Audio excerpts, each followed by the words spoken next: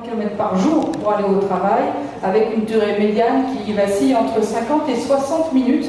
Donc le stress que ça induit, le temps perdu pour les entreprises, c'est vraiment un débat pour vous et c'est un véritable enjeu au sein de votre institution. Président, j'aimerais que vous nous disiez quelle est votre position, vous, aujourd'hui, par rapport au plan de déplacement urbain et qu'est-ce que font les élus de Midi-Pyrénées pour essayer de limiter la casse. Merci pour la question. Je ne sais pas si je dois seulement remercier mon ami Bernard Latteron de m'avoir invité à 18h. Faire d'embouteillage. Pour répondre à une des questions les plus difficiles, qui n'est pas une question nouvelle. Bon, je vous appelle Chappé que je ne suis pas élu de suffrage universel à Toulouse. Je suis dans mon village modeste, je suis vice-président de l'agglomération et sur les questions liées à l'enseignement supérieur. C'est une question ayant peu de durée dans la responsabilité au CES. Nous avons abordé dans beaucoup de rapports, et notamment quand nous avons adopté un rapport qui est pour titre quelle organisation du transport voyageurs à Toulouse. Le rapporteur était un des vôtres, Roger Valdelino, CGC. C'est le premier rapport que j'ai eu à sortir au CES en tant que président de la commission aménagement du territoire. Et déjà, j'avais compris combien le sujet serait difficile à traiter sur le fond et dans la durée pour une raison majeure.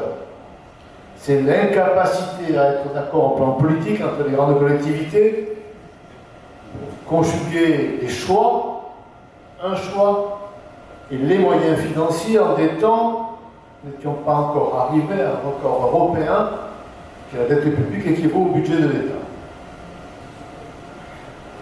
Et nous avions fait le choix, quand se posait la question à Toulouse, le choix du métro ou bien le tramway, nous avons soutenu le choix du métro, en expliquant que si on faisait une ligne, il faudrait en faire d'autres. Dominique Boudis, qui nous avait rien demandé, nous a beaucoup remercié, ainsi que le président du conseil de l'époque, Léon Écoute, qui se battait avec les siens, qui ne voulaient pas de métro pour embêter le maire de Toulouse. On ne fait pas un métro, on ne combat pas un métro pour embêter le maire de Toulouse, on le fait pour les habitants. Vous voyez un peu la vision stratégique des débats des années 80. C'était hier. C'est la rubrique la numéro courte, la mienne est encore excellente. Donc je me permets de commencer par ça. Et est-ce que ça a beaucoup changé? C'est ce que j'allais vous poser comme question, justement. Non, je vais vous dire pourquoi. La première ligne de métro a été inaugurée en juin 1993, il faisait 35 degrés, Paris-Boire Balladur. On s'en rappelle. J'ai eu la chance d'avoir un échange entre de grandes personnalités.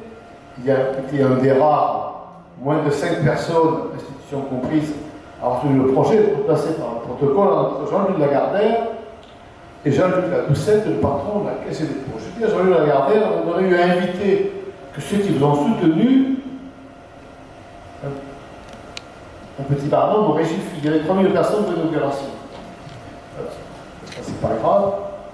Mais on notait la date, juin 93, première ligne, la date de la seconde jour, la livre, 15 ans plus tard, juin 2008, il faisait aussi 37 degrés. Jean-Louis Grelot, qui a inauguré la deuxième ligne. 13 ans, on passe 15 ans pour faire la deuxième ligne. Parce qu'on s'est encore disputé entre nous, faire, pas faire. On en est resté là. Est-ce que les Toulousains vont encore passer 60 minutes, grosso modo, de temps de transport dans leur voiture pour aller à leur travail dans 20 ans? Parce que c'est ça la question aussi. Donc ça fait du stress, ça empêche les gens d'être heureux à son boulot. Ça dure un peu pour deux raisons.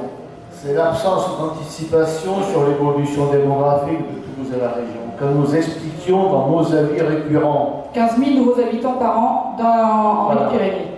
On nous répondait, les élus nous répondaient, ça ne nous intéresse pas, on ne veut pas avoir une métropole de 1 million d'habitants. J'ai toujours répondu qu'à moi de vouloir éviter la Roumanie, Ceausescu, déplacer les populations, sortir de la République, mettre des barbelés de Mirador pour embaucher des gens d'habiter chez nous, ça ne marcherait pas. Et nous sommes dans le scénario d'une métropole de 1 million d'habitants, en situation budgétaire, une très grande difficulté.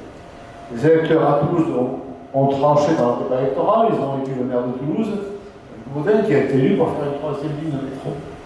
Et une deuxième rocade. Et une deuxième rocade. Alors sur la question de la rocade, la rocade actuelle est bien occupée, en situation d'asphyxie totale